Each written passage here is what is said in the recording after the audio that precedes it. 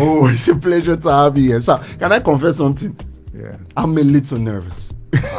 I'm a little nervous speaking with you. This is the first time I'm here. You're the one that I'm supposed to be the one that should be nervous. No, sir, I'm a little nervous because I remember listening to the likes of Nice Photocopy. I remember listening to Olamide Bado, and to be in the presence of the person who kind of shaped them in their initial stages of their stardom. I mean, it's truly, truly an honor to have you here, sir. Pleasure is mine. So, my first question for you today: how does one go from studying economics to working a little bit in the banking industry to now becoming a music mogul and a music legend? Tell me about that story. So I think it's a function of interest, function of passion. Yeah. And passion for me is not just because I love it, but because it's a burden in my heart. That every morning that I wake up, I just feel that there is this thing, is an inherent gift that I think should find expression. Yeah. Even my getting to study economics was still should I use the word, a pathway to me getting to do music. Oh, interesting. The very first time I got into the university was to study medicine. Wow. And I had to sort of switch to go and study economics so that I will have time to actually do music and all of that. So so it's a thing, it's a burden. Yeah. You know, it's like so it's beyond just the fact that I want to survive. So it's more about, it's a calling. Yeah, it's a calling that, look, you just have to do this thing. That's interesting. Yeah, so that was very, very fun question. Do you remember your first ever studio session? I can't remember, but I could remember the earlier days. Yeah. Definitely there were sessions that I had even before I left secondary school. Yeah. I've started recording in rehearsal studios, recording at Aphrodisia studios, but not professionally. But if I say professionally, which was when I was in the university, I knew it will definitely be with my very good friend Tufat, who you started coded tunes with. Yeah, so I'm very sure it will be with Tufat, and probably it will be at a studio somewhere around the area in Akoka, which we call, the owner of the studio was Mr. P. I'm not too sure that was the first, but I'm sure around that time. That's when the music started getting. Started for me. At what point did you now feel, you know what, I can't ignore this calling again. I can't be trying to, because you know, as artists, sometimes in that need for survival, just like you mentioned, sometimes I'm like, okay, make I manage this band job. Let me still be doing this other job, even though my sight is on music. Yeah. But there's usually a defining point that says it's music or nothing. Like, let's go all in. Okay, so for me, Savannah Bank closed down. Yeah. So I was able to move to Oceanic Bank. Yeah. While in Oceanic Bank, I felt more uncomfortable with banking. And I'm sure you were getting paid. Not just getting well paid. Good money. I was actually getting a lot of attention. Whoa. Because using computers was not popular. Yeah. I know how to use computers. I could do some security stuff on computers. Yeah. And most of these banks were just starting their computer integration and all of that. So you had skill they needed. I was an asset to anybody that actually employs me. Yeah. But I was feeling very uncomfortable. So luckily for me, an opportunity came to do my master's. I was in Makurdi, by the way, working. Makurdi Lono? Yeah, in Savannah Bank. I came to Lagos to work with Oceanic. Oceanic was somewhere around this, is it Ozumba, by the way. So luckily for me, I saw that the Unilag was going to be having another session for masters and all that. So I just told my parents that, look, I want to do MSc full time. I don't want to do part time, so that I'll be able to concentrate. So in the process of concentrating, I was using that as sort of cover. That, look, let me just go ahead and do this thing. And do your music. So I'm in school in the morning, evening, most of those evenings. Is either I'm in one studio or I'm at my friend Tufat's place, because he too had this Atari computer, which was the song what Nice mentioned in that song, that Atari need to feel at Kabasa Mafishe beat. So he had that Atari. I go there, I create stuff. I just had by then has joined us and let me say what eventually made the one that broke the camel's was back. The fact that I now had to do a jingle For Globalcom, which King Sunny Ade was the one on it. The producer did not come. So I was in a studio working where they needed somebody to I was supposed to just record them. I ended up producing the whole jingle. The jingle. He liked it. Luckily, the next morning for us to go and finish up, he picked me up on his way to the studio. My dad saw him, and the rest became history. The rest became history. Just one chance encounter. And I think with artists, especially to the family members that are listening to us, sometimes all you need is that one moment in your life that says, it's either this or, because you could have decided that, it's not my job to record these people now. No, those ones came to my mind that, look, if I perish, I perish. That, look, because the truth about it is, if I lie, there was no fear. That it would be a major should I use this disservice to yourself, service to myself and to a whole lot of people. So it's not that there was no fear, but we did it even with the fear. You understand? The fear was there. And I know when people say fearless, they should know that fearless means you fearless. So the fear was there. It was very evident. Now, and the fear lived till date? No.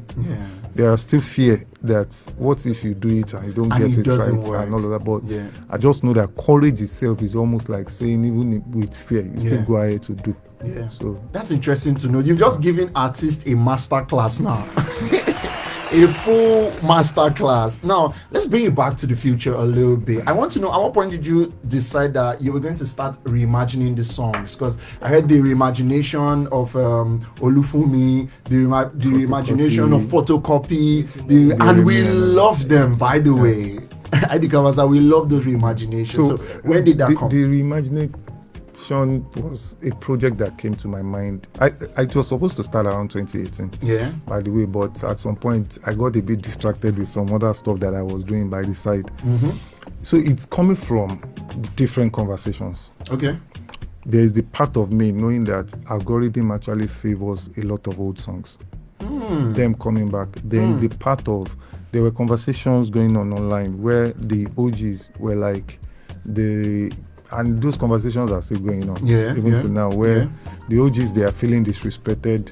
The young dude are feeling less, should I use the less word? Appreciated, less appreciated. Of the people who paved the way for them. So they are saying nobody paved the way. The guys that paved the way are saying that they are too rude and all of that. So in my own mind, I'm like, look, rather than us having all these arguments, why not use the same thing that is binding us? Me, I don't believe that love actually unifies people. I think interest does. When we have the similar interest, when we have what all of us, even when we don't like ourselves, we still will come together. So right. Look, okay, let's look for a way, more like a starting point that look. Because for me, I think, especially for the younger generation, you are lost where you are if you don't know where you are coming from. So please, can you say that again? That you are lost where you are if you don't know where you are coming from. It's powerful. So I feel like there is a need to actually let them know where this thing is coming from. And I also feel that the older guys too need to understand that, look, if you keep your sound, if you keep what you created, it will not grow. These guys are the ones that can actually grow it. So that was where it all came from, that group. So let me bring some of the stuff that we've done in that period. Let me bring in some of these young guys that I think they are doing very well. Let me bring them on these songs. I produced all of the song, and while producing the song, I was using both elements from then and now. I was using some of the elements from then to still keep it fresh the way it is now. So I was, anybody that knows me, I like experimenting. That let me just see whether it will work or not. But eventually the conversation started, and I noticed that when I started reimagining, then I started seeing people sample. Not that they've not been doing it before then, but it became more intentional. That people started using sampling old songs. So which is to say, I did not just wanted to do music. I wanted to just create something that I think will help the what is it called? The industry as a whole. To keep, because we can't, for Afrobeat, we can't gatekeep the sound. What we can put ourselves in is the conversation around it. The conversation, some of the stuff that has happened in recent times is still a way of reviving some, whether people say it's good or bad, some truth actually came out. You understand, from the conversation. Yes, propagandas too will come and all of that. Because and sentiment as yes, well. sentiment. My fear was really why I started this, which is why I'm saying that we need to have all of this conversation was confirmed with whatever happened last week, where a lot of propaganda came out, and those propaganda are so powerful that they were challenging the truth. Yeah. For somebody like me, I tried to run away from Wala, so I didn't really want to. But there's no way they'll still drag you into the conversation. No way I wanted to put my mouth into it, because there are different layers to what was happening and what was going on. Yeah. What was happening was we saw two people have an argument online. Then what was going on was almost like a deliberate attack on a major legacy that had been even before me, that had been before a lot of that founded everything that we call what it is today. So people will say it was only Fela's legacy that was being attacked, but for me it's beyond Fela's legacy. So we are saying that after Fela, no other person can be a legend. No other greats came after Fela. Several greats came, and that's false. Yeah, you understand. So I think those were the narrative that I was trying to I was looking at, which was why I said, instead of arguing with the younger, because in all fairness to even the young guys that are doing it, shout out to all the top guys, the likes of Bonner, Wiz, David, Lamide, Omale, even Rema, Ashake, and all of them, Fireboy. Shout out to all of them for what they are doing, because what they are doing too is major. Yeah, we should not. An opportunity came for us to spread abroad, and we had them to actually do that. So and they did it well. They are doing it well. So there's also the part of we need to be careful, not to look down on the efforts that they too are putting. Because my prayer and what is really my wish is that even as this conversation continues, they too should be in all of the conversations. So that was why the reimagining thing started coming. Thank you so much. Egbomi, thank you so much for your words, man. I really appreciate, because you know why I'm appreciating you is I was thinking of a way that I would ask you the conversation that we just had, without disrespecting both of their legacies. And you've helped me put it into words that I could not even think about. No generation. I don't think any generation is better, because something must come after something. Yes. And like you said, you are lost in this world if you don't know where you are coming from. And if you want to stay where you've always been, you won't grow. You will never go to the future. And you will see what's possible. You know, there's a sound, Rema's Ozeba. Yeah. I never believed I would be ready to raise the tempo. You know that song is 140 BPM. Yeah. I never believe we'll be able to raise the tempo to that much and people will still vibe to it. And I imagine going to the clubs, seeing everybody shout, So which was where one of the major things that came with on the Unfinished Business is, look, really there's nothing new under the sun. I remember Terry G. Yeah, Terry G, we had Terry G definitely had songs that was like 140 and fast. Not just Terry G. Awilo too. Awilo, a lot of street songs that we, in fact, even before Ozeba, there were some other street songs that they will be so fast that and you see. So it's a circle. For me, I think the conversation should stop being about comparing these things. It should be about appreciating what is being created, because collaboration is what we need, not this unhealthy competition and all of that. Trying to say I'm the one that did this, the one that did this other one, until we stop. Unfortunately, which is a major part of this generation, is affirmation. You understand? Until we stop looking for affirmation before we do a thing, and validation is going to keep affecting us, because who was applauding God when God was creating the world? Nobody was there to applaud him. So if there's no way you want to say you are this, you are that you are one of the major things that I noticed with the older generation is, and also this younger generation is, everybody is trying to say, I started it first. Self-made. And I will tell you that what you think you started first, by the time they sit you down, people have done it. It has been in vogue. It went out of vogue. It's coming back doesn't mean you started it. I've been dragged before. The day I said that somebody did not start the use of live instruments at concert. Funny enough, the person that I was talking about happens to be one of my favorites in this generation, especially as an artist. Yeah. Then they came after me. Twitter, yeah. They were like, no, they brought the Dioconic. And in my head, I'm like, even before my generation, there was the generation that me I met. They didn't even have CD. It was live. Even my generation, Two-Face had a band. Nice had a band. P-Square, they had a band. One of P-Square's drummer, Papa, whatever, I've forgotten the name, came recently and was speaking. And in my head, I'm like, I hope these guys are hearing that. But this particular person that we were talking about, for me, in recent years, was the one that is doing it sincerely the way it used to be especially with Fela, with the likes of Fela, with the likes of Sonny Ade, that they go with the whole band, then he was adding more. There was there was a lot of showmanship, which was one of the major reasons why I think, for me, I really, really, really, really love his craft. So I think they've stopped teaching comprehension in school. So they didn't they didn't check what I was saying. They just came, because problem that we have is, which I think is a danger to the generation, misinterpretation, then half knowledge. Half knowledge is as dangerous as not knowing anything. As ignorance.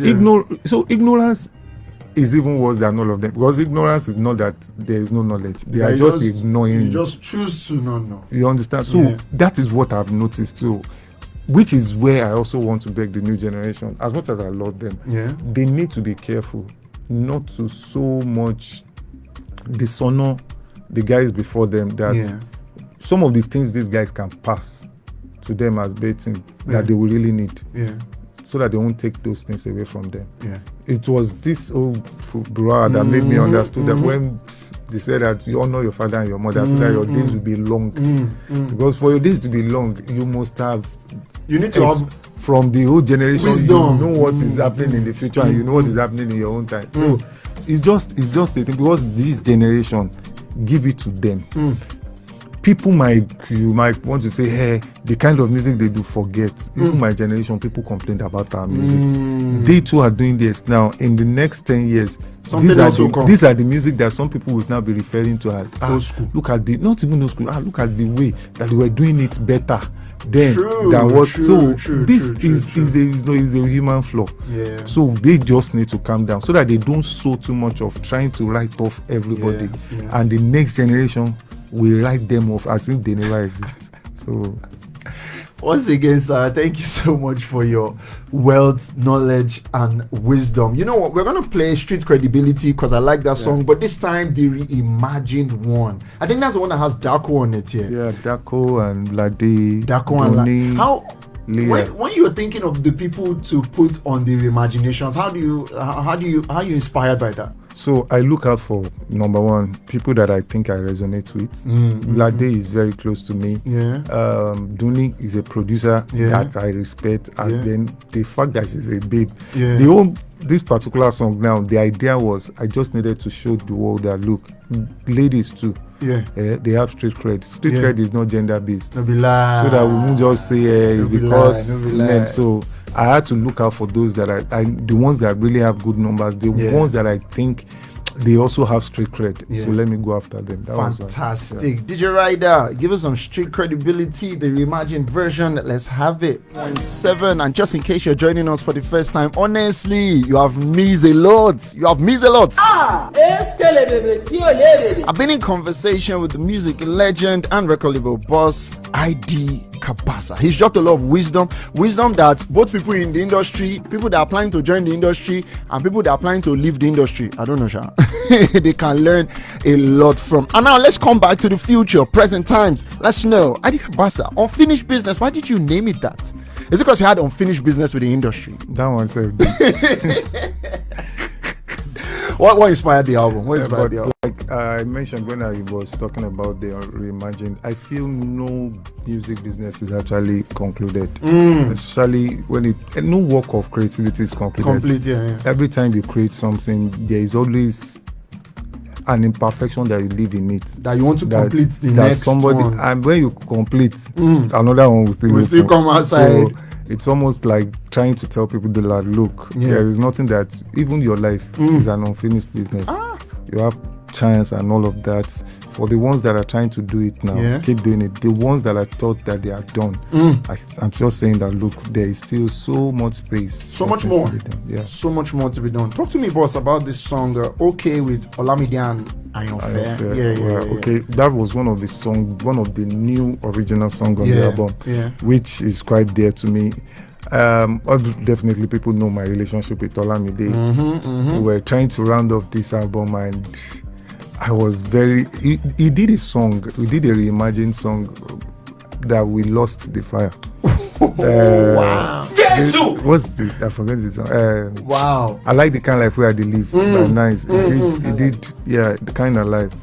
He did a version of it. We lost the fire. Yeah. We were trying to record, but the vibe was not coming back. So luckily, I stumbled on a particular song. Yeah. Which I was hearing the artist, and I spoke to somebody, and I like this boy. Kolade, by the way. Kolade now was telling me that that's Ayonfe now, blah, blah, blah, blah. Yeah. Only for me, Olamide just called me up that, bros, the album is going to drop soon, let's do at least one song. Let's do a new song and all of that. He has a boy here that he wants me to listen to that. Then I just entered, and I heard that I said Ayonfe. I first started singing, and I'm like, I like this boy. That reminds me of somebody that I've heard recently. Yeah. So they just mentioned his name. By the time I started conducting, is he the same? Oh, he's the same. But I've heard him. I mentioned the Laba Laba song. Then Kolade came. We called, and the rest was just. It's almost magical.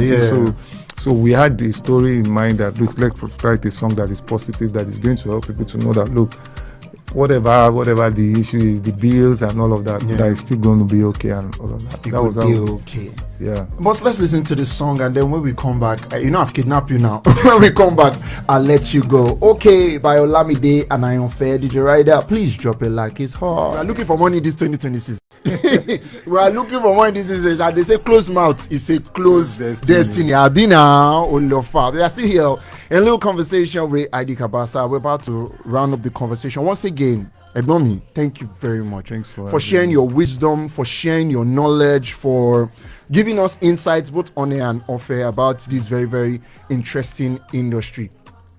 A lot of artists will be listening. I mean, I used to grow up like that. I'll listen to music or radio. I'll see these big superstars. And we all thought it was just the glitz, the glam. That's what it is. You are a superstar. The whole life is the enjoyment that they are painting for us. But learning more about the industry, getting into the industry, having the opportunity to sit and learn from you, it just makes you realize that it's a job on its own. It's a career on its own. It might not be 9 to 5, but you have to commit to it. You have to face the same challenges that you would face in any other aspect of life. And once again, thank you so much. Final. What is next for ID Kabasa? What is next? What is the next thing? Unfinished business, we have unfinished it. What's the next thing? What are you working on? We have not unfinished it though. Okay, you said not the business can never be finished. In fact, as I speak now, we started recording the volume 2 of Unfinished Business. Yeah, we started recording volume 2. Olofa. We are going on a tour.